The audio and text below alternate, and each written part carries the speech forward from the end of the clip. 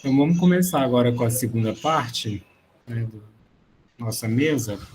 A gente vai começar com o trabalho da Cláudia, acervo da Corporação Musical Lira de Serra Negra, a coleção pessoal do músico João Galo Corato. Sim? Sim, por favor. Primeiro, eu quero agradecer, né, a organização do evento, para o aceite do meu trabalho. Eu sou Cláudia Felipe da Silva, sou clarinetista da banda Lira, de Serra Negra. Serra Negra é uma cidade muito pequena do interior do estado de São Paulo. E atualmente sou responsável pela reorganização do acervo musicográfico da banda. Também sou mestranda em música pelo IAD, da Unicamp, sob a orientação do professor Marcos Virmon. A banda Lira de Serra Negra é uma entidade musical particular, né, e que ela acaba prestando serviços, ela vende, então, os seus concertos, e atualmente nós fazemos apresentações quinzenais, quase que todo domingo de manhã, em praça pública. Você pode passar, por favor? Bom, a Lira ela tem um vínculo com uma antiga banda chamada Corpo Musicale Humberto I, fundada em 1898 por imigrantes italianos, né? Essa banda ela começa a atuar em novembro de 1898 e ela fica ativa até a década de 1940. Por volta de 38, 39 e também por questões da Segunda Guerra Mundial, todas as associações eram obrigadas a mudar de nome, né? E nesse período, então, a banda Humberto Primo passa a chamar-se Corporação Musical Lira de Serra Negra. Próximo, por favor.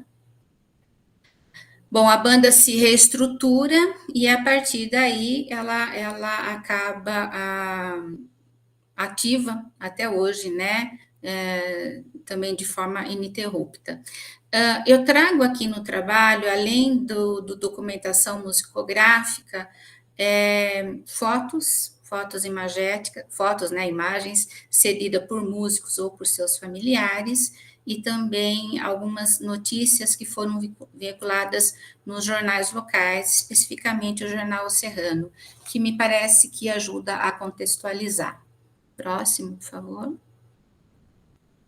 Bom, o arquivo da banda, ele é muito rico, ele é formado, então, pelos documentos administrativos, as atas, livros, classificadores de ofício, por fotos, por instrumentos musicais antigos e novos, por troféus, tal. Mas a maior documentação que nós temos são os documentos musicográficos, as partituras, e principalmente seus manuscritos. Por favor. Tá. Uma boa parte dessa documentação ficou por cerca de 15 anos com um antigo músico da banda, que ele então se encarregou de fazer a catalogação desse material, que eu pensava ser só o material histórico da banda. No final de 2021, ele devolve essa documentação, mas ele acaba com 2 catálogos, mas ele não dá conta de fazer todo o trabalho. Então, as partes que estavam em cadernos e encadernados, ele faz esse catálogo, que foram devolvidas em caixa de madeira. E o restante, então, ele acabou devolvendo em caixas de papelão. E a partir daí eu comecei a ver qual era esse material, ver o estado, e passamos a fazer, então, a higienização de todo esse material. Próximo, por favor. Bom, dentro do material a gente encontrou documentos que realmente não dá mais para ser recuperado, alguns que sim, que dá para ser recuperado, apesar de ter sido corroído pelo tempo, mas também inúmeras partituras que estão em excelente estado de conservação. Nessa limpeza dessa documentação, que também estava um pouco misturada, eu acabei procurando separar por princípio de proveniência, né, que fala dentro da arquivística, para saber qual era a origem desse material. Próximo, por favor. Ah, tá. Aqui um detalhe. As caixas, os documentos que foram devolvidos em caixa de madeira, elas começaram a absorver umidade no período de chuva aqui em Serra Negra e a mofar. Então, nós tivemos um trabalho de tirar todas, nós ganhamos essas caixas de um escritório de contabilidade para ver que estado estava o material e realocá-los. Isso depois de já ter feito uma primeira higienização, né? Então, agora elas estão acondicionadas assim. Próximo, por favor. Bom, o arquivo da Lira, então, ela envolve o instrumental, o troféu, os títulos, fotos, os documentos administrativos e, é claro, a maior percentagem são com as partituras. Nós temos o que é considerado arquivo corrente, ou até o intermediário, cerca de 427 títulos. Essa documentação está listada e organizada em ordem alfabética por número de obras. E dentro do material que foi devolvido, eu acabei, então, identificando a sua procedência. A princípio, é o que está listado, pode ser que tenha algumas surpresas ainda, né? Então, eu tenho um material do Corpo Musical Humberto Primo, que é do final do 19 até a década de 40. Eu tenho um material que foi específico a partir de 45 da Lira de Serra Negra, que estão tanto no que seria no arquivo permanente como no corrente. Eu tenho uma documentação de uma antiga banda de Serra Negra chamada Renato Perondini, que se extinguiu em 73 e acaba doando o seu material. Tem um acervo de uma orquestra de baile chamada Andréia Orquestra. Esse acervo foi comprado pela Lira, e outros 2 conjuntos, que são Os Notáveis e um grupo de choro chamado Saudade. E me deparo, então, com essa coleção pessoal do João Galo Corato, que antes do seu falecimento, ele acaba, então, doando parte do que ele colecionou ao longo da vida, né? Então, nós temos aí as composições deles, os arranjos, ele enquanto copista, e dentro desse material vieram outras partituras e arranjos de um outro músico chamado Cesarino Perondini. E tem um outro material que me chamou a atenção, que é objeto do meu mestrado atualmente, relacionado à Corporação Musical Brasileira de Campinas. Esse material destoava do histórico da banda e de Serra Negra, e ao eu manusear as partes, eu acabo encontrando algumas indicações. Você pode passar, por favor? São essas indicações. Então, isso me chamou a atenção. Eu não sabia por que estava isso na Lira e por que era do João Corato. E até agora eu identifiquei, então, 73 títulos que remetem a essa corporação. A história é que o João Corato, na década de 1950, comprou parte desse acervo de uma banda que estava sendo extinta em Campinas, porque ele tinha, então, a intenção de formar uma outra banda. Mas isso não deu, não ocorreu, e esse material vem junto, então, com a sua coleção. Eles estão higienizados e já estão listados, que acaba sendo o objeto da minha pesquisa de mestrado. Mas vamos voltar ao João Corato, então. Próximo, por favor. Bom, o João Corato, ele é um músico, ele é trompetista e é compositor. Ele nasceu em Serra Negra em 1925, é filho e neto de imigrante italiano, e ele vai falecer, então, em 2014. Próximo. Ele inicia seus estudos musicais muito jovenzinho, acho que 10, 11 anos, e em 1913 ele já está tocando na banda Humberto Primo. Nessa foto tem o bumbo, aí você sobe, tem um menininho bem no meio, esse é o João Corato.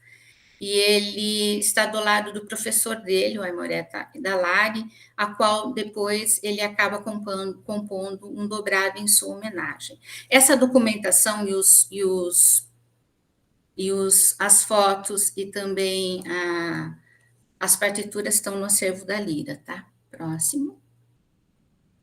Bom, o João acaba mudando de instrumento. Primeiro ele tocava saxhorn, aí ele passa para o trompete, e aqui eu encontro num jornal, numa publicação de 47, que era o concerto, né, a retreta, que ele acaba solando. Então, depois ele me conta, antes de falecer, que foi o primeiro solo que ele fez, né? Então, acabo destacando aí, agora já com um trompete. Próximo.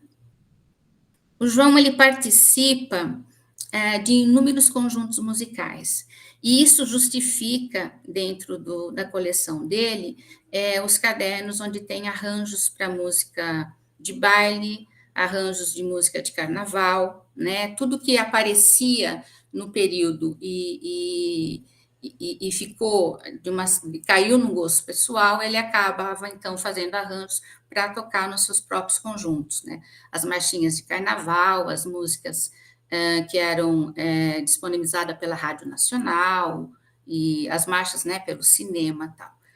Ele, então, participa dessa reformulação da lira em 45, e também participa da criação de um grupo de carnaval chamado Vai Com Jeito, em 57, que mais tarde vira a Corporação Musical Renato Perondini, que, quando se desfez, doou o acervo para a lira. O João também acaba se interessando pela composição, e é mais ou menos nesse período, na década de 50, que ele vai para Campinas para fazer aula de piano e também de composição com a pianista Manuela Pousa Fernandes. Próximo, por favor. Bom, aqui para mostrar que em 51 ele tinha um grupeto chamado Corato e Seus Rapazes, e participou do Carnaval de 51. As obras do João, ela totalizam 40 músicas, em sua maioria dobrados, valsas, marchas e hinos. Próximo, por favor. Aqui eu identifico uma obra executada pela banda Renato Perondini, uma obra, né, da Lavra do João, o dobrado Luiz Carlos, que foi executada em 1958. E o anúncio da formação de mais um grupo musical de orquestra, né, de baile, chamado Orquestra Iara, e a foto dos membros dessa orquestra, que foi fundada pelo João. Próximo. Uma outra identificação, essa já é uma partitura de um dobrado que foi editada, chamada Hélio Conte, e através, então, também das informações contidas no Serrano, eu sei que ela foi executada a primeira vez em 1975, e foi exatamente homenageando a um rapaz que era admirador da banda Lira, seguia a Lira, o Hélio Conte. É de praxe os dobrados que homenageiam alguém serem homens, e para as mulheres as valsas. Próximo, por favor. O João Corato, ali, além de morar em Serra Negra, mora um tempo na cidade de Amparo e Pedreira, que é vizinha de Serra Negra, né? E em Pedreira ele acaba participando da Lira Santana, Corporação Musical Santana de Pedreira, como trompetista e depois como maestro. E nesse período de maestro, ele inscreve a banda num festival de bandas na cidade de Socorro, e lá a banda acaba ganhando o primeiro lugar, executando uma obra dele chamada Zé Caixinha, que tem aí a cópia da partitura. Próximo. Como arranjador, nós sabemos que ele tem uma série de arranjos, né, e acaba identificando um deles, através também da imprensa, né, que é o arranjo que ele fez para uma valsa chamada Cristina e Angélica, e ela foi executada em 1971. Essa valsa ela é interessante porque essa retreta ela foi gravada e transmitida pela rádio local, e eu tenho, então, a gravação da execução dessa valsa e desse arranjo, né? Isso é uma preciosidade, né? Já que todo o acervo dessa rádio não existe mais, nem a rádio. Próximo. Bom, o João volta para a Serra Negra no comecinho da década de 1980, e ele assume, então, a regência da Lira e permanece até 1988. Em 88 ele deixa a regência, ele é esse senhor, né, de estar de terno mais claro, ele deixa a regência e volta a ser instrumentista da banda, atuando como primeiro trompete. Próximo. Tá. Além de músico, ele tinha como ofício de relojoeiro, né? E então ele transitava entre instrumentista e compositor e também era relojoeiro. Ele trabalhou até 2010, quando ele acaba adoecendo, depois falece em 2014. Próximo. Bom, aqui é uma das últimas fotos do João Corato com seu trompete. É uma entrevista que ele concedeu para o jornal chamado A Cidade, em 2008. E eu trago aqui para vocês a listagem das composições dele, que nós temos lá algumas cópias e outras original, né, com os nomes. E eu vou ter que falar que a número 9 chama Cláudia, é uma valsa que ele fez para mim. Eu tenho que contar, porque o João foi o meu primeiro maestro. Eu acabo sendo a primeira mulher a tocar na banda, né? Assim, em 87, o João acaba dedicando uma valsa para mim. Eu acho que agora está terminando. Aqui são as referências. Então, era isso que eu queria dividir com vocês. Muito obrigada. Obrigado, Cláudia. Vamos passar agora para a Luciane Paula Vital. Não, lugar errado. De bloco de notas a notas musicais, a diversidade documental em arquivos de pessoas ligadas à música, da Natália Lange. Oi, estão me ouvindo? Estamos ouvindo, sim. Legal. Bom, boa tarde a todos. Gostaria de agradecer a oportunidade de estar participando aqui do evento, de apresentar um recorte da minha pesquisa. Vou compartilhar aqui a tela e já dou início à minha apresentação. Bom, então, o meu nome é Natália Lange Hartwig, eu sou doutora em música pela Universidade Federal do Paraná, e hoje eu vou apresentar aqui para vocês um recorte do meu projeto de pesquisa, e hoje a apresentação é intitulada Do Bloco de Notas a Notas Musicais, a diversidade documental em arquivos de pessoas ligadas à música. Achei bem bacana aqui a colocação, né, das pesquisas, a gente conseguiu agrupar algumas apresentações que falam de música e de documentos ligados à música, como a Cláudia acabou de apresentar, então acho que vai ser super produtivo nesse sentido também. Então, para dar início, eu vou trazer um pouquinho, né, da minha trajetória. Então, a minha formação é em música, então, graduação, mestrado, doutorado, eu tenho uma especialização em patrimônio artístico e cultural também. E aí eu trouxe aqui um pouquinho a minha trajetória acadêmica dos trabalhos que eu desenvolvi na graduação, no mestrado e doutorado, porque eles vão ilustrar a minha apresentação e alguns exemplos que eu vou trazer para hoje na minha fala. Então, no meu trabalho de conclusão de curso, eu falei sobre a trajetória da fábrica de pianos Essenfelder.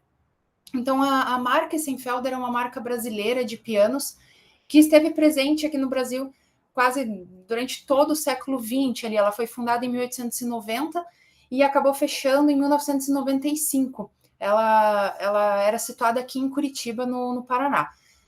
20 anos depois, a marca retorna ao mercado e hoje está novamente aí, mas ela foi uma marca muito importante dentro da questão cultural, musical do nosso país. Então, eu acabei falando um pouquinho desse fechamento durante o meu trabalho de conclusão de curso. No mestrado, dei continuidade à minha pesquisa falando sobre a inserção do Salão Essenfelder no cenário musical do Rio de Janeiro, ali também no começo do século XX, entre 1931 e 1940, e essa pesquisa acabou me revelando não só esse espaço, que era esse salão, que eu vou mostrar um pouquinho para vocês depois, mas também diversos personagens que surgiram dentro disso e, sobretudo, também através dos arquivos. E no meu doutorado, eu falei de uma pianista russa chamada Luba Alexandrovska, que teve uma carreira aqui no Brasil também no começo do século XX e que utilizava os pianos Essenfelder aí nas suas turnês, não só aqui no Brasil, mas no mundo inteiro. Então, essa é um pouco da contextualização e alguns dos exemplos que eu vou mostrar para vocês. Então, a partir dessa trajetória acadêmica, sempre foi muito recorrente esse contato com uma diversidade documental. Então, em diversos tipos de arquivos pessoais, arquivos institucionais, arquivos familiares. Então, isso tudo acabou resultando no meu atual projeto de pesquisa. Atualmente, eu sou professora colaboradora na Universidade Estadual do Paraná e esse projeto está vinculado à Unespar, então, que é intitulado A Diversidade Documental nas Pesquisas em Musicologia Histórica, Reflexões e Propostas Metodológicas. Então, hoje, na minha apresentação, eu trago um pequeno recorte disso que eu venho, desse assunto que eu venho estudando há algum tempo, que eu pretendo compartilhar com vocês. Então, trazendo um pouco essa ideia de diversidade documental, eu trago uma citação de Monteiro Garcia que diz o seguinte, que dependendo do tema da investigação, a documentação necessária se encontrará principalmente em um determinado tipo de arquivo, embora terá que consultar também outras instituições que tragam uma informação secundária. Por outro lado, as atividades cotidianas dos músicos, igual a das outras pessoas, têm deixado pegadas documentais de todas as classes. Por isso, são muito variados os arquivos que podem conter fontes para realizar ou completar um estudo musicológico. Quando a gente fala dessas pesquisas dentro de musicologia, e aqui eu trago um pouquinho da minha especialidade, que é a musicologia histórica, então, de uma forma bem resumida, é o estudo da música através desse viés histórico, a gente acaba se deparando, como eu comentei anteriormente, com diversos tipos de arquivos, né? Então, hoje eu acabei fazendo esse recorte dos arquivos pessoais e de alguns elementos que eu encontrei ali que eu acho interessante de compartilhar para trazer essas reflexões. Então, Castanha, que é um professor que trabalha muito com essa linha de arquivologia musical, ele comenta que os acervos musicais revelam uma grande diversidade de gêneros, repertórios, estilos e autores, além de mesclas de toda a espécie. E aí tem um outro autor, o John Bagues, que comenta que os arquivos musicais eles podem ser divididos em dois tipos, institucionais e pessoais. E aí, falando um pouquinho desse último ali, ele comenta que os arquivos ali musicais pessoais, né, varia de acordo com a relação que a pessoa teve com a música. E ele afirma que os arquivos musicais de indivíduos podem ser divididos nas seguintes categorias. Ele comenta ali que podem ser arquivos de compositores, arquivos de intérpretes, críticos, pesquisadores, colecionadores, ou ali aficionados, apaixonados por música. Então, realmente é uma gama muito grande ali de possibilidades que a gente tem só falando de arquivos pessoais de pessoas relacionadas à música, né? E aí, partindo disso, Castanha comenta que se esse panorama já exibe a grande diversidade dos acervos musicais, o quadro torna-se ainda mais complexo se considerarmos a variada tipologia dos seus documentos. E aí aqui entra um pouquinho do trabalho que eu venho desenvolvendo dentro da minha pesquisa, que é justamente entender quais são os tipos de documentos que o pesquisador acaba se deparando, e aí no caso do recorte da minha pesquisa, dentro dessa área de musicologia histórica. E aí, partindo disso, eu já venho trabalhando desde o doutorado e agora no projeto de pesquisa, sobre realmente trazer um levantamento dos tipos de documentos que geralmente a gente acaba se deparando.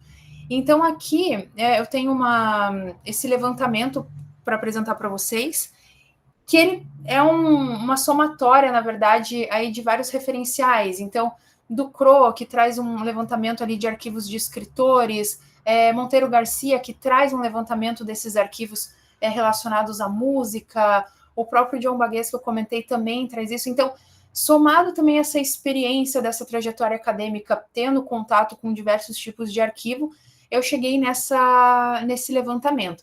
Então, aqui nós podemos observar 9 categorias ali de tipos, né, de documentos, digamos assim, categorias maiores.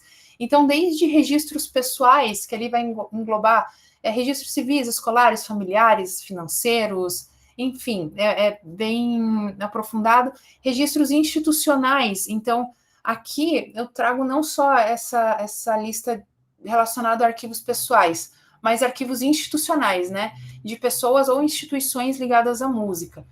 Outra coisa que aparece recorrentemente ali, eu achei muito bacana que a Cláudia também ilustrou bastante a apresentação dela com recortes de imprensa. Então, acaba também sendo uma fonte muito recorrente, muito importante dentro dessas pesquisas. Então, que acaba trazendo divulgação de concertos, críticas, notas biográficas, enfim, acaba nos revelando informações muito importantes. Correspondências em geral, então isso também está sendo amplamente comentado aqui, né, como esse tipo de documento também revela informações ali únicas e direcionamentos para a gente. Fotografias, programas de concerto, registros fonográficos, partituras e diversos outros materiais. Como eu sempre comento, a ideia desse levantamento não é esgotar, né, mas é trazer alguns desses tipos de documentos até para ampliar, muitas vezes, a ideia, o panorama ali de quem está fazendo essas pesquisas de possibilidades de documentos que podem ser acessados. Desse panorama que eu apresento agora, eu destaco alguns tipos de documentos que, quando a gente fala de arquivos pessoais de pessoas ligadas à música, acabam aparecendo de forma mais recorrente. Então, entre eles, eu posso destacar ali, por exemplo, a própria divulgação de concertos, críticas dentro da categoria de recortes de imprensa, algo que é muito comum também. As fotografias, muitas vezes essas fotografias que eu coloquei ali, fotografias profissionais, eu vou mostrar esse exemplo, mas que são aquelas fotografias dos artistas divulgando concerto, apresentações, os próprios programas de concerto. Então, é um tipo de documento específico, né, que geralmente figuram nesses tipos de arquivos pessoais de pessoas ligadas à música. As partituras, então foi bem bacana ali o exemplo também da Cláudia, né? A gente acaba vendo muitos manuscritos, partituras, não só de composições próprias, mas muitas vezes do que o músico ali, ou a pessoa estava ligada durante a sua vida profissional ou até mesmo pessoal, e diversos outros documentos. Então é muito interessante pensar que quando a gente fala em arquivos pessoais, especialmente de arquivos pessoais de quem teve um contato com a música, que era ligado à música de forma profissional, alguns desses documentos acabam figurando de forma mais recorrente e que são documentos mais que muitas vezes demandam também um conhecimento mais especializado da área musical. E aí que começa esse diálogo super interessante entre a musicologia e arquivologia, enfim, todas essas outras áreas começam essa conversa um pouco mais próxima. Para ilustrar um pouquinho a minha apresentação, eu trago alguns exemplos de documentos que eu me deparei em arquivos pessoais durante as minhas pesquisas e que eu acho bem interessante de trazer. Então, o primeiro exemplo é sobre o Nicolas Alagemovitz. O Nicolas Alagemovitz foi o fundador do Salão Essenfelder, que eu comentei que foi a minha pesquisa de mestrado. Então, só contextualizando muito rapidamente, ele era romeno, nasceu em 1893, ele chegou no Brasil em 1923 e ele era um fotógrafo. Então, ele se destacou como um fotógrafo retratista no final ali dos anos 20. E aí ele fundou um estúdio fotográfico que chamava Estúdio Nicolas, no Rio de Janeiro. E aí, dentro desse estúdio dele, ele fundou o Salão Essenfelder. O Salão Essenfelder era um espaço dedicado à música dentro desse salão, e que ele acabou fazendo uma parceria com a fábrica de pianos Essenfelder para ter um piano dentro desse espaço. E foi um salão muito atuante, assim. Então, esse estúdio, esse salão era exatamente na frente do Teatro Municipal do Rio de Janeiro. Então, é muito interessante que muitas vezes os pianistas vinham para tocar no Teatro Municipal do Rio de Janeiro e acabavam tocando também no Salão Essenfelder do Nicolas. Então, foi um local muito relevante nesse período. Outra coisa interessante é que ele fundou o Movimento Artístico Brasileiro em 1931, que era um movimento, na verdade, cujo objetivo era disseminar a cultura brasileira. Então, não só na música, mas em todos os âmbitos. Então, ele foi o fundador desse movimento, e eu vou mostrar um documento também que eu consegui acessar, que é muito interessante. E, além disso, ele era compositor e pianista. Essa é uma fotografia do Nicolas Alagemovitz, que eu acessei através do acervo pessoal, do arquivo pessoal do Ricardo Movitz, que é neto do Nicolas Alagemovitz, numa visita que eu fiz a ele em Brasília em 2015. Então, quando eu acessei esse arquivo pessoal do Ricardo Movitz, a próxima imagem aqui desse momento, assim, é um pouco sobre isso, sobre a diversidade documental. Nós nunca sabemos ali, de fato, com que tipo de documento, o que nós vamos encontrar dentro desses arquivos pessoais. Então, aqui realmente tinham desde documentos, recortes de imprensa, fotografias, os materiais ali que vocês podem observar, mais fotografias que foram tiradas pelo Nicolas Alagemovitz. Então, assim, sempre esse acesso a esses arquivos acaba abrindo muitas portas, e acho que uma colega comentou também como é interessante também essas abordagens e as interpretações que nós damos a partir desses acessos aos arquivos pessoais. Então, seguindo um pouquinho, eu trago o exemplo do estatuto daquele movimento que eu acabei de comentar.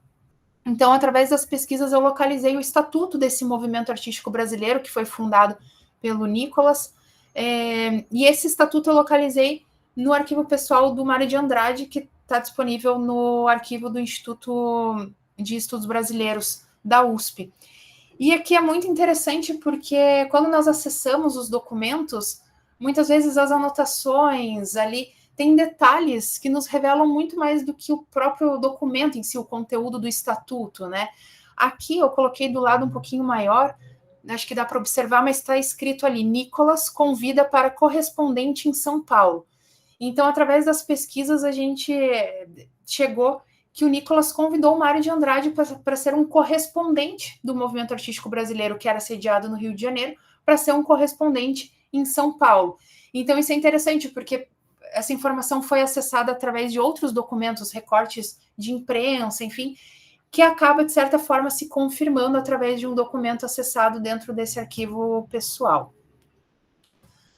Trazendo um segundo exemplo aqui também, para não alongar muito a minha apresentação, o meu segundo exemplo é sobre a Luba Alexandrovska. Ela foi a pianista que eu estudei durante o meu doutorado. Então, ela foi uma pianista russa, ela desenvolveu uma carreira no Brasil no começo do século XX, então ela fazia suas turnês internacionais, e em 1920 ela vem fazer a sua primeira turnê aqui no Brasil. E aí o interessante, o link de por que eu cheguei nessa pianista, é porque ela, aqui no Brasil, conheceu os pianos da marca Essenfelder, gostou e passou a utilizar os pianos Essenfelder não só nas suas turnês aqui no Brasil, mas no mundo inteiro. Ela também teve um trabalho muito interessante como professora de piano, formando uma escola de pianistas aqui no Brasil, e faleceu aqui no Brasil em 1970. Então, o acesso também a essa personagem, essa pessoa, né, foi muito interessante através de alguns arquivos que eu tive acesso. Essa fotografia que tá aparecendo aqui para vocês é da Luba Alexandrovska, juntamente num piano Essenfelder. Essa fotografia é de 1931. Na verdade, foi acessada através de um arquivo institucional, que é o arquivo da própria Essenfelder. Mas, dentro dessas pesquisas, eu consegui o contato também com o neto da Luba Alexandrovska, o Alexander Harnisch. Ele mora na Alemanha, e ele também me passou muitas coisas do seu próprio acervo pessoal, assim. Então, essa diversidade documental se revelando mais uma vez.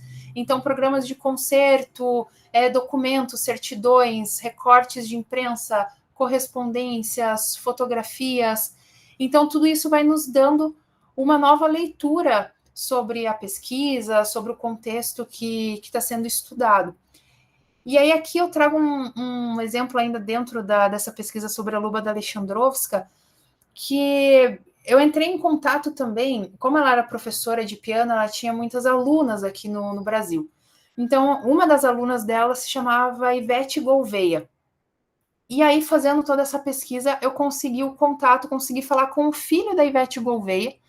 E aí, o filho da Ivete Gouveia me passou uma série de fotografias também, de materiais do seu arquivo pessoal. E aqui é muito interessante, acho que aqui na minha legenda tá um pouquinho errado, tá comentando do Alexander Harnisch, mas o nome do filho é Percival Lon. E aí foi muito interessante porque eu já tinha lido algumas coisas em correspondências que a Luba, além de pianista, também era retratista, ela pintava retratos.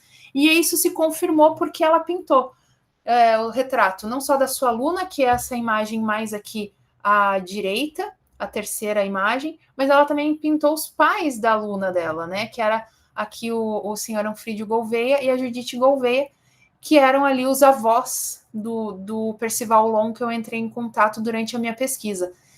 Então, assim, é muito rico as informações que os acervos pessoais podem nos revelar durante as pesquisas. E aí, trazendo mais um exemplo aqui, voltando agora sim para o arquivo pessoal do Alexander Harnisch, eu acho muito interessante porque aqui tem a imagem à esquerda, que é essa imagem da Luba Alexandrovska como uma artista, né? Então é muito comum também nesses arquivos pessoais de pessoas ligadas à música, nós localizarmos essas imagens, né, do artista, junto com seu instrumento. Então é uma imagem montada ali para fazer essa divulgação, uma imagem profissional, né? E aí essa imagem aqui do lado é do Alexander Harnisch, esse menininho ali na foto, com a Luba Alexandrovska. numa outra versão, né? Eu costumo dizer, uma versão avó, não mais a artista, a pianista, mas uma versão avó. Então, isso também foi muito interessante, assim, para a pesquisa, eu acho que para acessar uma Luba da Alexandrovska diferente, né? Isso só é possível também com esse acesso através desse viés pessoal, do arquivo pessoal. E aí, outra coisa bem interessante, já encaminhando para o final da minha apresentação, é que dentro desses arquivos, falando desses documentos mais específicos da música, muitas vezes nós localizamos os programas de concerto, né? Os programas de concerto nos trazem muitas informações ali do que era tocado, que tipo de repertório. Tem muita coisa que, trazendo essa especificidade musical, acaba nos revelando esses detalhes.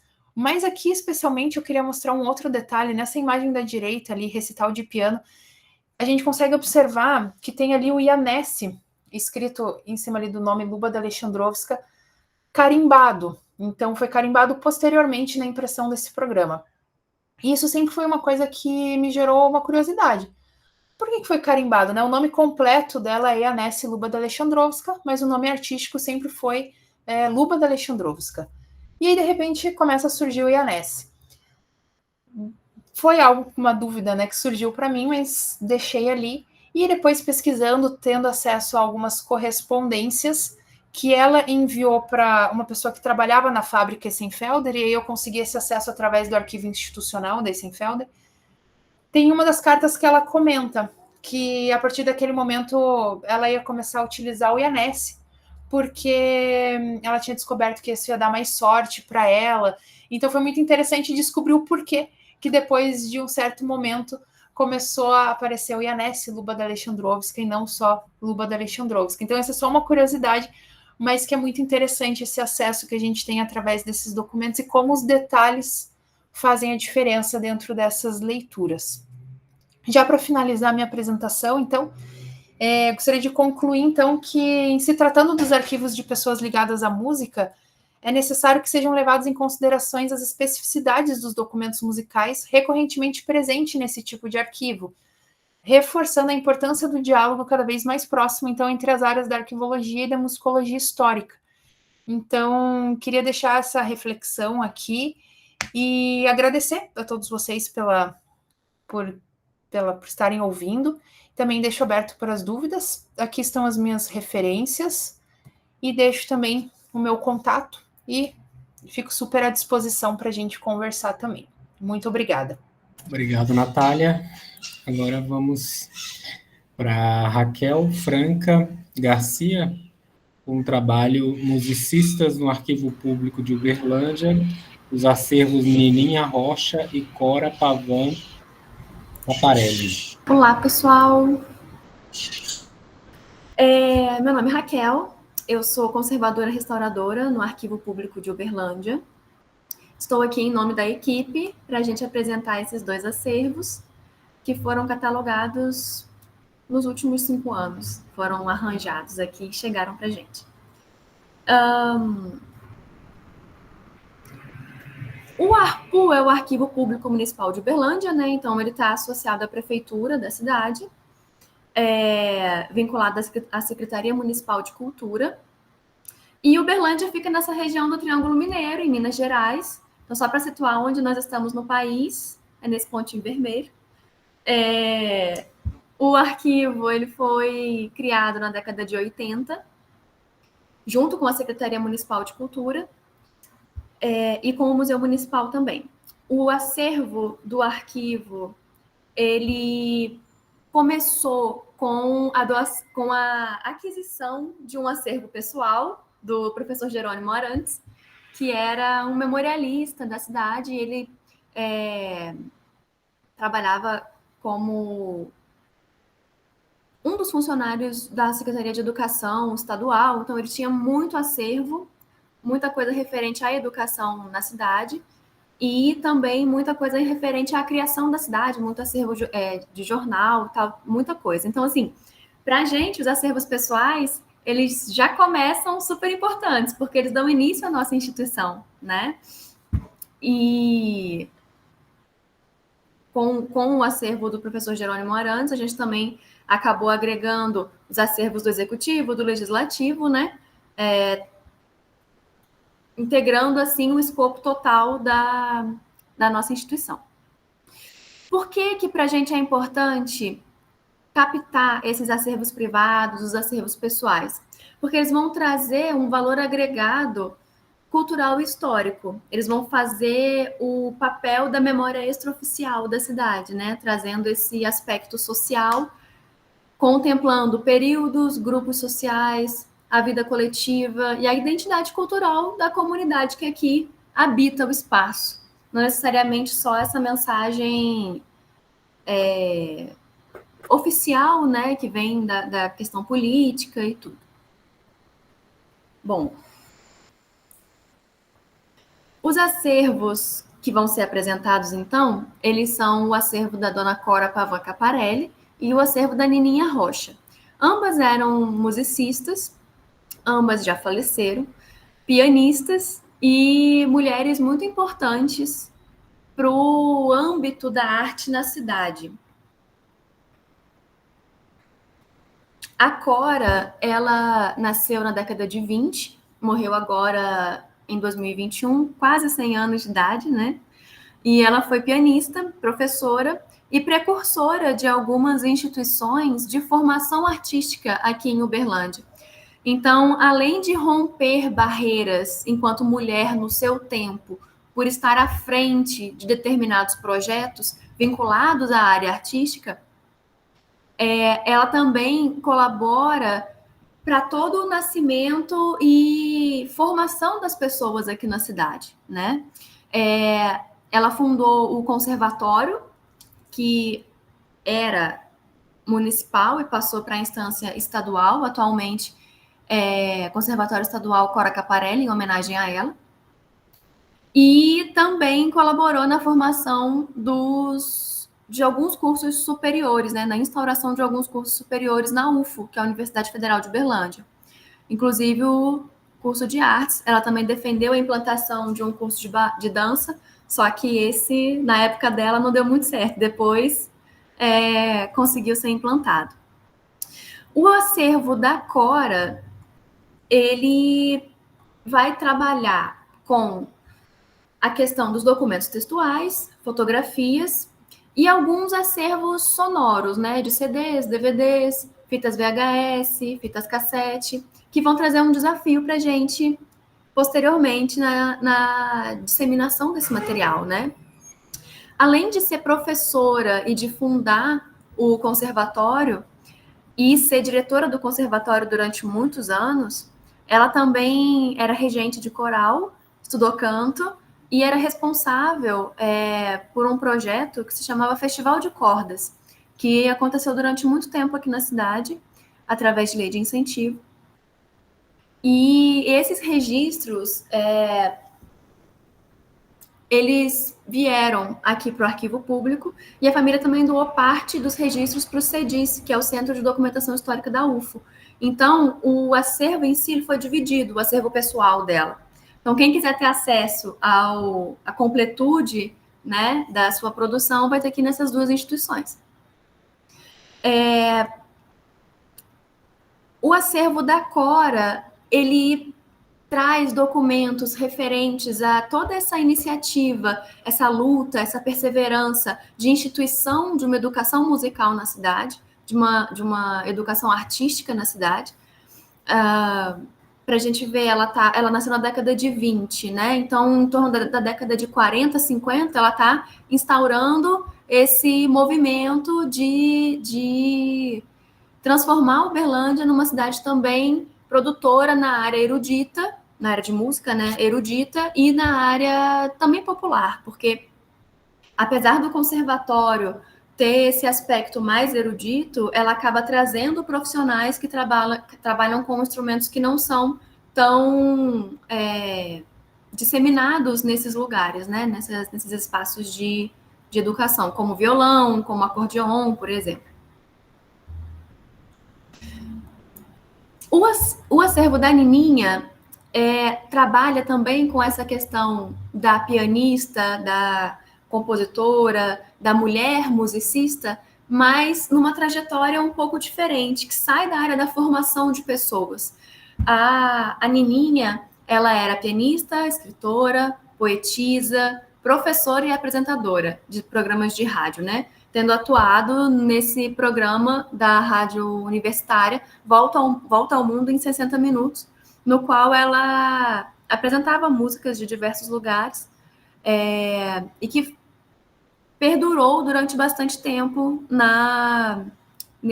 nessa rádio universitária, né? A Nininha, ela tem documentos, então, referentes à trajetória profissional dela. Ela trabalhou na TV Excelsior, ela fez chegou a ser pianista da Maísa, então eles fizeram uma turnê europeia, ela participou. Ela trabalhou durante um tempo na seleção de pessoas que participavam daqueles programas tipo do Bolinha, aqueles programas que traziam como se fossem calouros. Então, ela tem uma trajetória muito rica, e além disso, ela também se apresentava em eventos.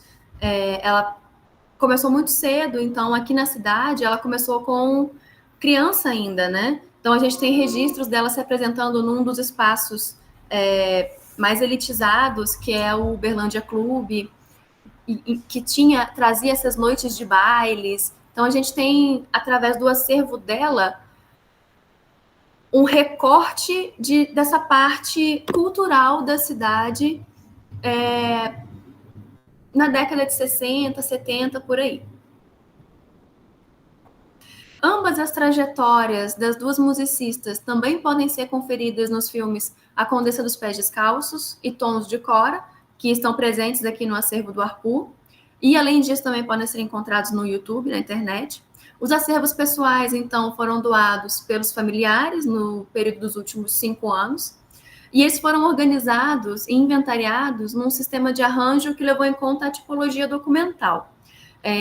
Eles foram organizados por um servidor chamado Clésio, e que fez um excelente trabalho e colaborou muito com a nossa instituição.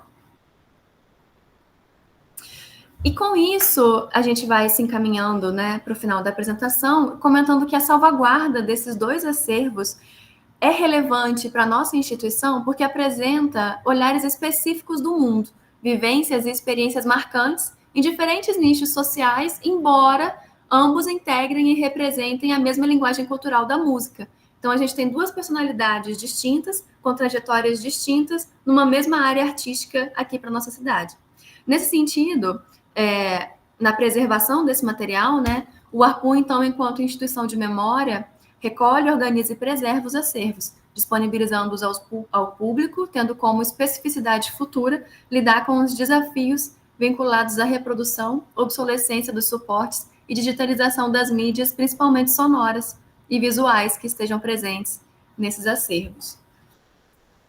A gente agradece a atenção, com uma foto de cada uma das nossas meninas, das nossas moças. Esse é meu e-mail, caso vocês queiram ter acesso a algum material específico, caso queiram tirar alguma dúvida.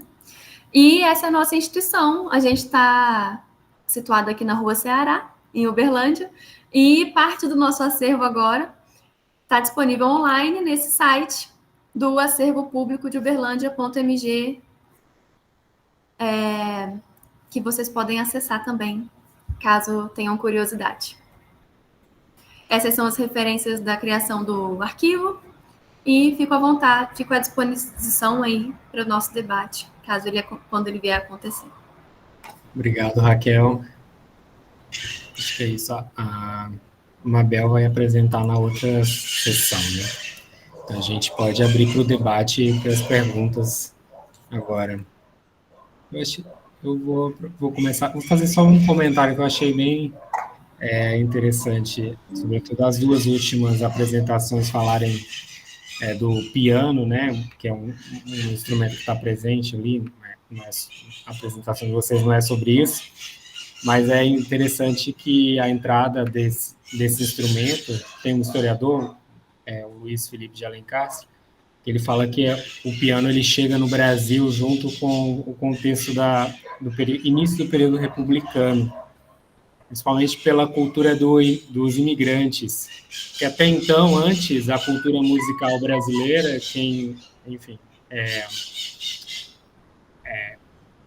monopolizava eram os africanos, lá com o ludu, né, a congada, os reisados.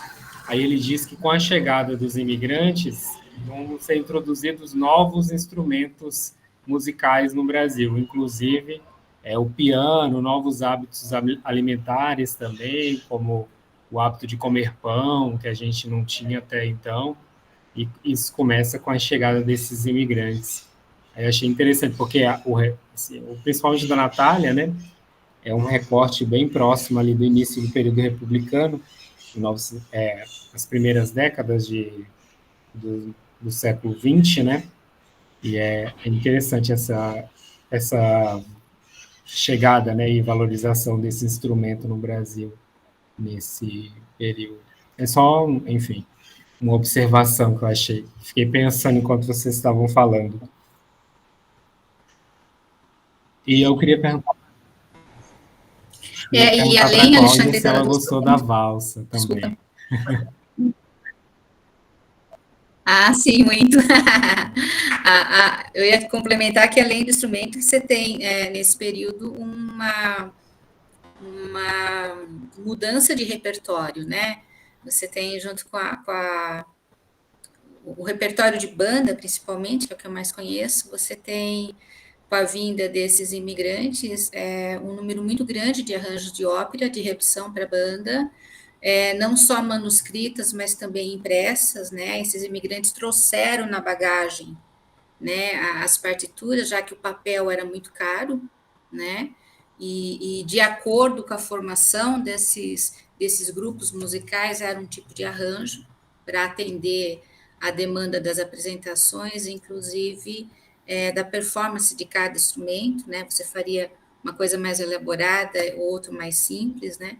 E também os instrumentos, né? Muitos instrumentos, além do piano, vieram na bagagem desses imigrantes, né?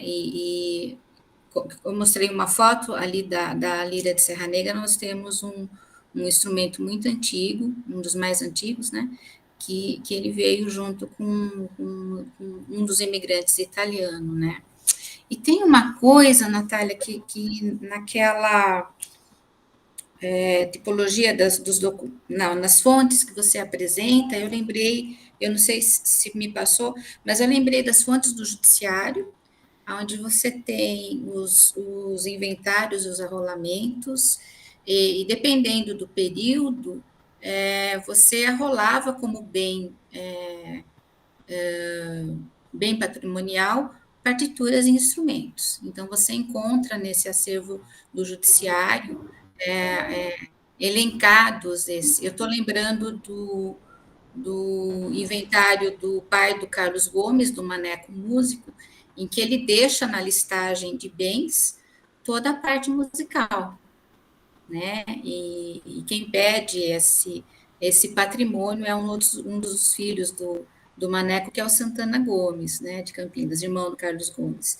E uma outra fonte que para mim que eu estou à busca agora, né, é a questão da fonte religiosa, porque você tem um vínculo muito grande da musicalidade com os festejos, com as quermesses e com, né, todo o ritual religioso que vem, lógico, claro, lá do 18, 19 e tal, mas passando mais agora para o final do 19 e acho que até meados do 20, é a participação das bandas nas procissões e os contratos, não só pelas irmandades, mas pelas paróquias, né, desses grupos musicais para contribuir, né, para chamar o povo, as alvoradas, né, e tem esses recibos também dentro que meio que você consegue, penso eu, em pensar, consegue pensar, né, você consegue ver a relação que esses grupos musicais tinham, principalmente nas cidades interioranas, com a comunidade local. né? Tem esses dois aspectos que eu queria falar.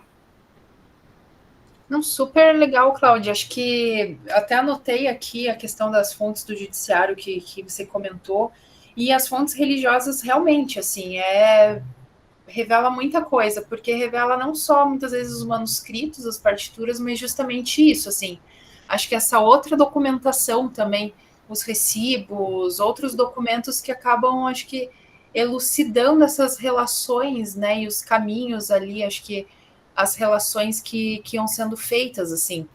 Então, é realmente super interessante. Ali eu não coloquei tanto com esses acervos, digamos, religiosos, porque, para mim, eu penso eles como um arquivo institucional, na verdade, né?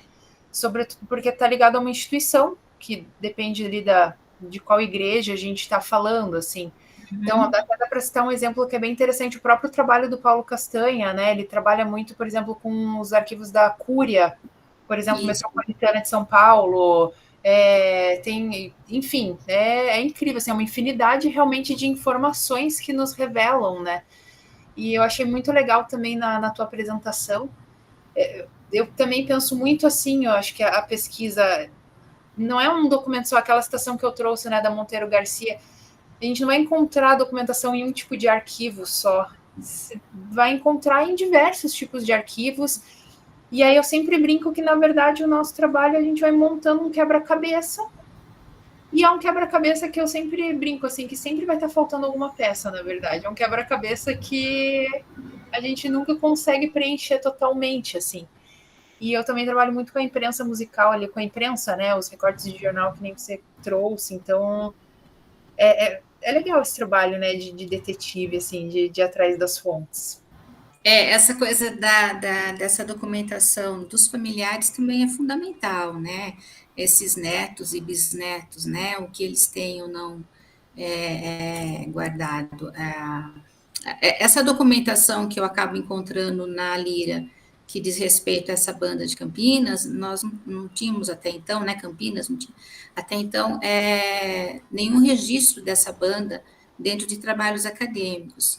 Eu vou encontrar, então, através das partituras de Serra Negra e em reportagem de jornal, né?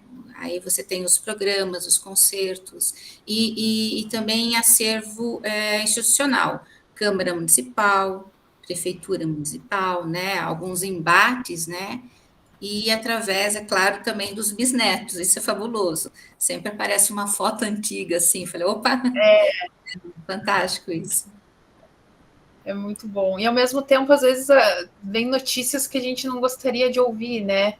Por exemplo, a questão do próprio acervo, assim, né? No caso dali que eu comentei da discípula, da aluna, da Luba da Alexandrovska, o filho comentou, nossa, a gente tinha tanta partitura, tinha todos os materiais, mas aí a gente acabou se mudando para uma casa menor e aí acabou indo fora, enfim, sendo descartado, assim. E aí isso dá uma dorzinha no coração, mas faz parte, né? Faz parte. Falando nisso, ouvindo a Natália aqui, eu fiquei pensando, né, que os arquivos costumam levar a pior, né, no confronto com as bibliotecas, assim, porque eles têm uma materialidade difícil, né. Então, muitas vezes isso acontece mesmo. Tem um grupo, né, na França, que pesquisava cultura material, chamava Matière à Pensée, que estudava exatamente os espaços de arquivamento na vida doméstica, assim, onde é que as pessoas botavam, que tipo de documento ia para o sótão, o que ia para a gaveta, né? E isso é uma análise muito interessante quando a gente pensa nos usos dos arquivos, né? Porque tem documentos que continuam sendo probatórios, outros que perdem esse valor e acabam indo parar no sótão, e daí mofam, e daí chove, enfim. Que são exatamente os ditos permanentes, e que são os menos permanentes de todos. É isso. Obrigada. Eu tenho algumas perguntas. Pode falar, Natália, por favor. Só aproveitando isso que a Letícia comentou também, né, dessa questão de arquivos permanentes, recorrentes, isso é uma questão também muito grande em arquivos, por exemplo, de bandas, né? Que eu acho que uma das maiores, assim, dificuldades, porque muitas vezes são documentos que já tinham que ser, enfim, permanentes, mas que eles continuam sendo utilizados como arquivos do dia a dia ali, correntes, né? Muitas vezes as partituras são utilizadas ali no dia a dia da banda, e teria que ser um material, já às vezes são os originais que vão sendo utilizados, assim. Então eu acho que isso também é muito importante de pensar, porque é uma questão cultural, acho que de entender o momento do documento, né? E o que hoje em dia também, com a tecnologia, tudo é um pouco mais fácil, apesar de ser mais assustador, assim, mas de conseguir, acho que, tornar o arquivo ali, guardar o documento de uma forma correta e usar uma cópia, enfim. Mas isso também é uma questão muito, quando eu estava vendo a apresentação da Cláudia ali sobre banda, assim, que é sempre um pouquinho assustador ainda, né? De ver as partituras, às vezes, originais sendo utilizadas para os ensaios, assim, no dia a dia da banda. É verdade, eu tenho essa preocupação e nós estamos fazendo isso. A gente tem uma cópia, a original é guardada, e uma cópia para cada músico, para estudo e para execução, né? Mas é o que você falou, você tem a utilização de partituras que têm mais de 70 anos. E elas continuam rodando, né? Porque, em grande maioria, as bandas, elas são particulares. E há todo um problema de verba, né?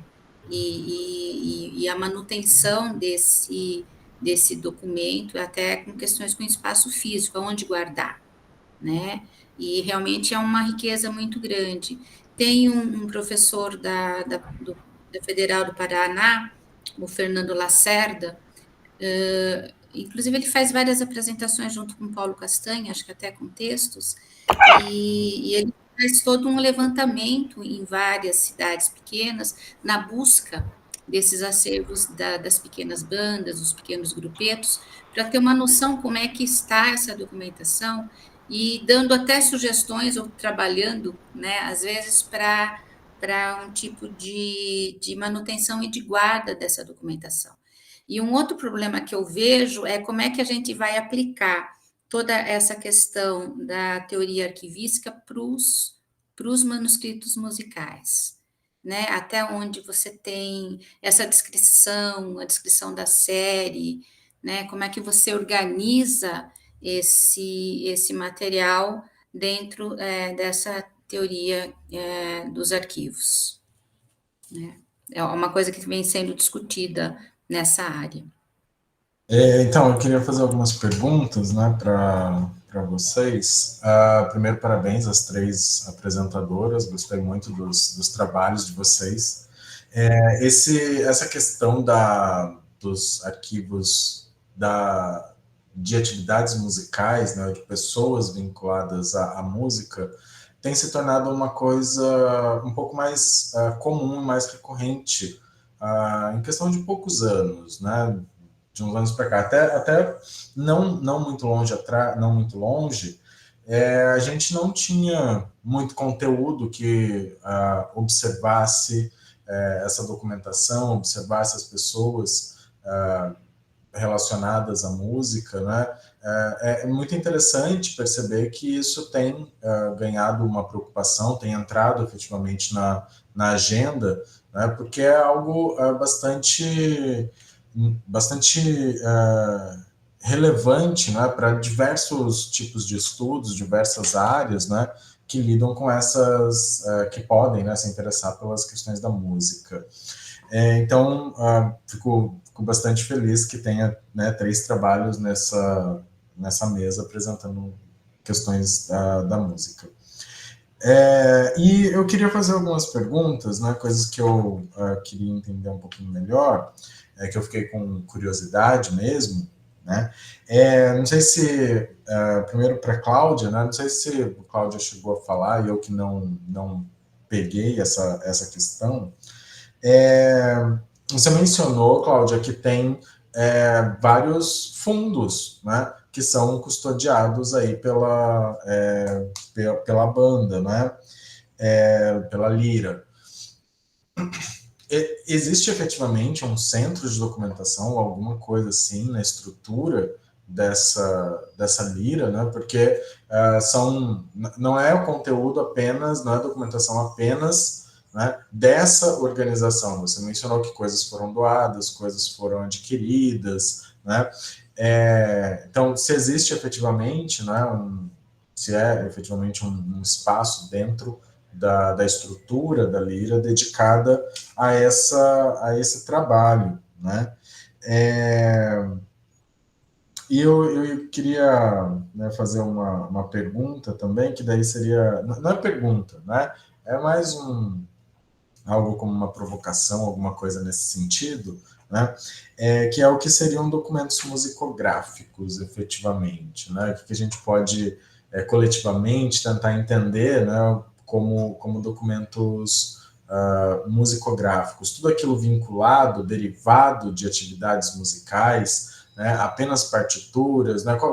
Para a gente trabalhar com um arquivo que seja derivado de atividades musicais, né, o que será que a gente poderia entender como um limite, né, para aquilo que é musicográfico? Né? É só a partitura, são as gravações, ou são todos os documentos comuns a pessoas vinculadas à música, como a Natália trouxe para a gente, né? E esse é um mapeamento bastante interessante, né, de uma identificação mesmo de tipologia documental, né? A tipologia, efetivamente, como um estudo, né, de atividades que produzem documentos, né? Então, a gente construir essas relações, né, permite que a gente crie, né, um panorama, efetivamente, né, de como as atividades da música são registradas de diversas formas, né, em diversos momentos. Isso também, imagino, né, pode ter variações ao longo do tempo, né? Em certos momentos era feito de uma tal forma, depois de algum tempo passou a ser feito de outra forma, né, porque os registros trazem, né, também esses elementos de uma temporalidade, né? Em certo momento era produzido, utilizado certos recursos, produzido em determinado formato, né? Em outro momento começa a assumir outras configurações, né? Então isso permite, né, que a gente tenha uma identificação, efetivamente, de como a música como área, né, a partir de seus atores, né, ou como arte também, né, música como arte, como área, a partir dos seus atores, né, das pessoas envolvidas, produzem seus registros. Tudo produz registro. Né? Essa identificação de como esses registros são feitos, quais são os traços, quais são as características desses registros, é algo bastante interessante, né? É uma questão que eu acho que vale muito a pena se debruçar sobre isso, né? E a Natália trouxe também uma outra questão bastante importante, né? Que me parece ser a dificuldade em pesquisar, né? Esses tipos de esses documentos derivados de atividades musicais, né? Pelo que a Natália, né, do modo como a Natália fez a apresentação, me parece que foi quase uma via sacra, né, que ela teve que fazer, tendo que ir para todos os lugares e entrar em contato, buscar fulano que está, né, identificar a árvore genealógica das pessoas para ver quem está vivo na atualidade. Isso é algo realmente, né, é um trabalho hercúleo, né, fazer algo, né, fazer um percurso desse, né? Então, sobre, né, como e se isso também não é derivado em alguma medida, né, dessa ainda, né, incipiente preocupação com os arquivos musicais, né, ou com arquivos derivados da música, que a gente não vê muitos espaços dedicados à custódia, à atenção, a cuidado, né, específico desses arquivos, né? Que é o caso do arquivo de Uberlândia que a Raquel trouxe para a gente, né? A gente perceber que tem, né, um arquivo público que se dedica, né, a custodiar, né, documentação de pessoas vinculadas à música, é algo bastante interessante, né, para a gente perceber isso, né?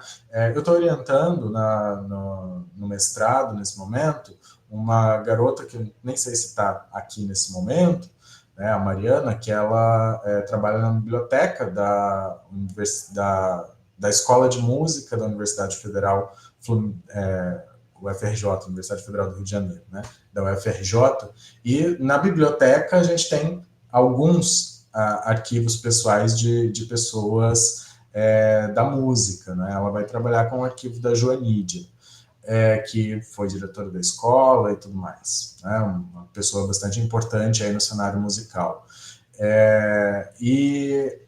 São poucos exemplos, né? A gente tem, né, observado lugares que custodiam, assim, e que têm instrumentos voltados para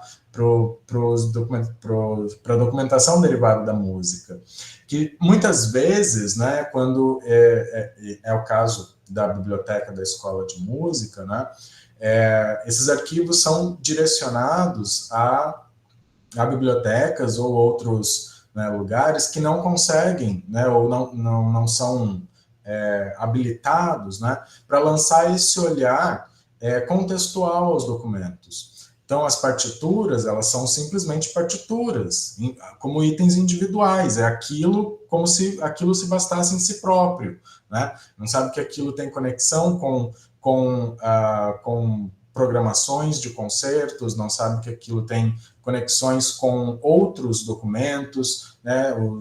Registros fotográficos de certas apresentações, enfim, várias conexões que a gente da arquivologia procura sempre privilegiar muito, né, que são essas relações orgânicas entre os documentos, né? Então, a gente perceber, né, essa necessidade de instituições com olhares arquivísticos, né, se atentarem, né, se preocuparem em receber, custodiar esses documentos derivados da música, é algo de muita contribuição para quem procura pesquisar a música, né? Isso é um benefício muito, muito grande, né, para a área da música como um todo, para a arte e para a sociedade, né, que sempre se beneficia da arte.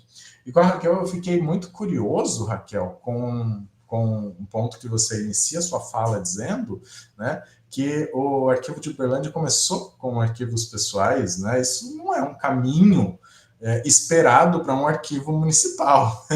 O arquivo municipal começa com a documentação administrativa da administração pública e depois, por acaso, começa a receber arquivos de pessoas, né? Achei bem curioso isso. Eram esses comentários. Eu vou só fazer um adendo a essa parte final, porque assim, eu estou aqui há 3 anos, então eu posso ter me equivocado, mas a gente sabe que os arquivos, eles começam sempre com a parte do executivo, né? A organização da documentação do executivo e tudo. Se eu não me engano, eu acho que a partir da década, não sei se é 1980, 81, 83, começa o projeto de lei de formação do arquivo aqui de Uberlândia. Em 85 já é adquirido o acervo do Jerônimo Arantes. Então, a gente sabe que ele era um personagem para a história da cidade extremamente importante por conta do fato dele guardar as coisas, né? Então, assim, o jornal mais antigo é do acervo dele, inúmeras coisas, ele era um memorialista, né? Então, inúmeros acervos e a maior parte de questões curiosas, assim, sobre a cidade, a gente encontra no acervo dele. E eu achei muito legal. Eu não depois que eu entrei, eu achava que era um acervo doado e tudo, mas não, ele foi adquirido pela prefeitura, sabe? Eu achei super interessante também essa questão. Vale dedicar uma atenção a isso, contar essa história pra gente, viu? No próximo, tá? Por favor. Então, Renato, cortou um pouco o começo da sua fala, vamos ver se eu peguei direito. Existe, sim, no papel, um centro de documentação, né? Mas isso foi, acho que no final da década do século XX, começo dos anos 2000, mas não havia um espaço físico para isso, né? Então, ele está no papel. mas em virtude da devolução dessa documentação e do estado, né, para saber que estado estavam essas partituras, tal. Então, assim, eu nem cheguei, nem a diretoria, a pensar nessa instalação realmente do centro de documentação, porque essa documentação que está hoje sob a guarda da Lira, que foi doada ou comprada, tirando as partes da banda de Campinas, elas são extremamente ligadas ao cotidiano, à musicalidade da cidade, né? Ou os conjuntos, ou os compositores, ou a família dos músicos que vão doando. Mas tem, sim, em papel um centro de documentação. E com relação à documentação musicográfica, eu entendo que são só as partituras, ou os manuscritos, ou editadas, ou passadas em algum tipo de programa, ou até arquivadas de forma virtual, né? Essa que eu entendo como documentação musicográfica, que para essas entidades, as bandas, acaba sendo o material mais rico, né? Apesar de você se ter lá, né, a documentação administrativa e também todo o instrumental, e às vezes até bandas têm sua sede própria, outros são espaços alugados, tal. Mas a documentação musicográfica é com relação às partes e partituras.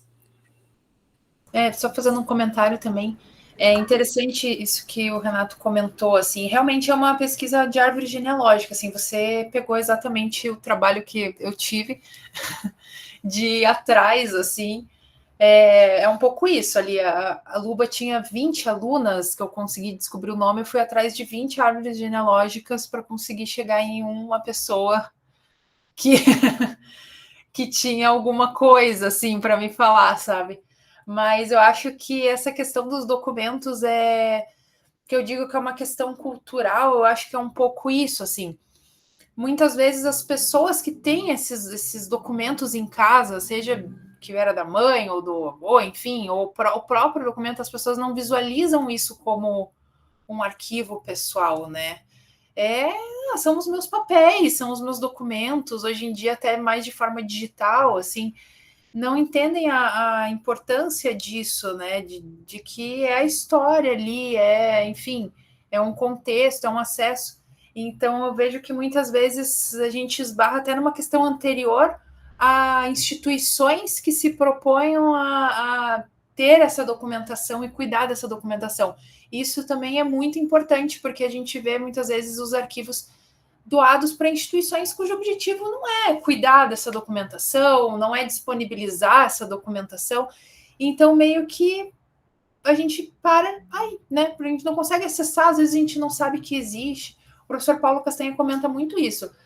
A gente tem que disseminar o conhecimento, tem que falar que esses documentos existem, que eles estão aqui, que você pode pesquisar, mesmo que não esteja ainda de uma maneira, né, toda catalogada e bonita, enfim, mas disponibilizar, eu acho que isso que é muito importante. Mas dentro das minhas pesquisas, assim, eu reparei que a gente acaba esbarrando numa questão anterior, assim, das pessoas mesmo não entenderem a importância, muitas vezes, dos documentos, né? A Cláudia comentou que a partitura ali, no caso do contexto das bandas, acaba sendo o documento mais importante.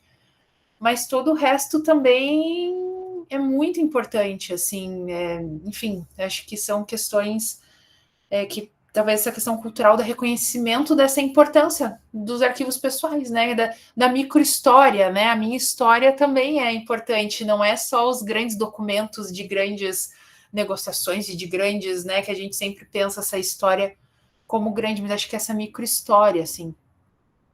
É realmente uma questão do momento, né, ou de quem está relacionado com o documento, né? Compreendo perfeitamente, né, quando a Cláudia coloca que, então, são apenas as partituras e isso é a parte mais importante. E, de fato, né, para a execução, né, e a existência cotidiana né, de um grupo, né, de uma banda, né, ou um coletivo musical, sem dúvida nenhuma, é a parte mais fundamental mesmo para a sua, né, para sua prática, né, de fato. Né? Mas para um levantamento historiográfico, né, como o da Natália, todo o restante é mais importante. Mas não, é tão importante quanto, né? Tudo é equivalente, porque justamente a gente busca essas contextualizações, né, de onde veio, né, a partitura, quais foram, né, as referências, as bases para a produção, o que aquilo gerou, né, quais foram as diversas execuções e tudo mais, né, e isso é algo efetivamente, né, que precisa, né, depois só que eu vi aqui que tinha um comentário desculpa quem foi que comentou, a Cristina Strochin, desculpa se eu falei errado, dizendo que é uma lacuna que há na arquivologia, né, e não é só para partituras musicais, não é apenas para as partituras, é para tudo relacionado à música, né? Então, é realmente algo que a gente precisa pensar. E sobre a existência, Cláudia, desse centro de documentação né, no papel, né, mas que, enfim, por diversas questões não foi aplicado, isso é uma preciosidade, gente. Isso precisa procurar financiamento, algum lugar. Eu acho que isso é algo que chama bastante atenção de agências que, enfim, leis de incentivo, essas coisas, para estruturar um espaço como esse. E vocês têm bastante documentação, pelo que você falou, né? É um material realmente que pode trazer muitas contribuições coletivas, né? Públicas mesmo. Achei bastante interessante isso. Gostei muito do caos. Sim, sim, porque é um dos motivos que eu estou participando é exatamente esse, né? Aparece edital, nós estamos entrando, né? E tanto é que nós, da Paulo Gustavo, nós ganhamos um de audiovisual para um curta para fazer a trajetória de um compositor, né? Que morreu em 1922. Quer dizer, é uma maneira de você mostrar o valor dessa documentação, não só para a comunidade serrana, mas para os próprios músicos da banda, né? Para que eles saibam qual é o valor desse trecho de ópera que veio lá com os imigrantes e que foi executado, ou da complexidade ou não dele. Tem uma coisa, Natália, que eu achei interessante, quando você põe ali os programas, os repertórios, né? Você tem uma diferença, né? Do impresso e do que acontece com as bandas de música, né? O repertório da banda de música você vai encontrar nos jornais, né? A retreta tal, o concerto tal, tocou tal música. Às vezes você tem o nome do solista, às vezes você tem o nome do maestro, né? São relações diferentes com cada tipo de grupos musicais, né? Uma concertista, uma pianista, ela tem uma divulgação e as bandas, o que vale nessa divulgação são um meio de vincular os programas nos jornais, né? Isso também me parece bem interessante. Essa questão, eu não sei se funciona para as bandas também dessa forma, mas eu trabalho principalmente com o que eu chamo de imprensa musical, mas são os recortes de jornal ligados à atividade musical, que na verdade eu acabei identificando um tripé, que é a divulgação do concerto. Então sempre não, mas recorrentemente tem uma nota no jornal divulgando que vai ter esse concerto, e às vezes mais de uma, porque eles divulgam com bastante antecedência. Daí o outro ponto do tripé é, de fato, a divulgação do programa, do repertório, quem que vai tocar, é feita uma divulgação dessa forma, e por fim tem geralmente uma crítica após essa apresentação. Então eu percebi que isso é um tripé recorrente, assim, eu não sei se de repente se aplica também às apresentações de bandas, assim, mas dentro desse repertório de concerto, de concertista, de pianista, foi algo que era muito interessante. Então, nessas buscas eu já sabia, opa, divulgou um concerto, eu tenho que achar o programa do concerto e eu tenho que depois ir atrás nos jornais para descobrir o que falaram sobre esse concerto, como é que foi, assim. Então, não sei se também se aplica. Não, para a banda é muito, muito, muito raro você ter alguma crítica ou algum comentário, né? Você tem realmente, tanto é que em Serra Negra especificamente, essa banda Humberto Primo, ela tinha um contrato junto à Câmara Municipal, que ela era obrigada a fazer a publicação do repertório, estava no contrato, né? Eu acho isso interessantíssimo. E buscando essas bandas, que agora eu estou trabalhando com Campinas, elas têm também uma certa regularidade a publicação do repertório, do anúncio do concerto, né, das retretas, junto com o repertório. Me parece que é uma prática desse período, né, incluindo as bandas de música. Mas com relação a críticas após as apresentações, é muito raro que eu tenha visto, né? Uhum.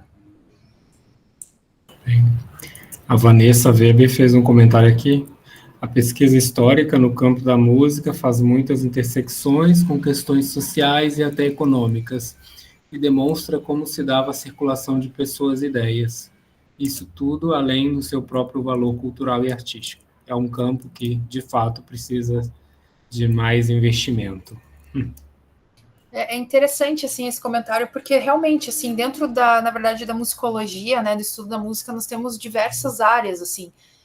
Por exemplo, no meu caso ali, a musicologia histórica, né, a gente também se apoia muito nas teorias, nos referenciais da história para trazer tudo isso. Aí tem a arquivologia musical, mas tem muitos, assim, pesquisadores que também se apoiam na questão sociológica mesmo, de fazer essas redes. A gente tem, claro que é um campo que cada vez cresce mais, mas assim, a musicologia tem crescido muito ali desde os anos 80, 90, são coisas que aqui no Brasil têm aumentado significativamente, né? Claro que lá fora essas pesquisas já estavam muito mais em voga antes, mas que aqui desde os anos 90 assim tem crescido exponencialmente em número de quantidade de pesquisadores, quanto de pós-graduação também, de programas de mestrado, doutorado. Então é algo que realmente é muito interessante, assim, revela muita coisa pelo viés da música, né? Eu acho que esse que é o ponto que é muito bacana, assim. Sim, inclusive a gente encontra pesquisas na antropologia, na história, Sim. na sociologia, tratando de questões musicais, ou descrevendo trajetórias de entidades ou de pessoas, né? Exatamente. E dentro da própria área, né? E dentro da própria área da musicologia, isso tem crescido também muito, assim, acho que de se apropriar do tema, né? Acho que isso que é importante, assim. Então, vamos fazer o intervalo agora, né? Uns 15 minutos, e aí a gente volta daqui a 15 minutos, às 16h45, para a última mesa, né? Obrigado, Cláudia, obrigado, Natália, Raquel. E a gente volta com a Martine na próxima sessão, né?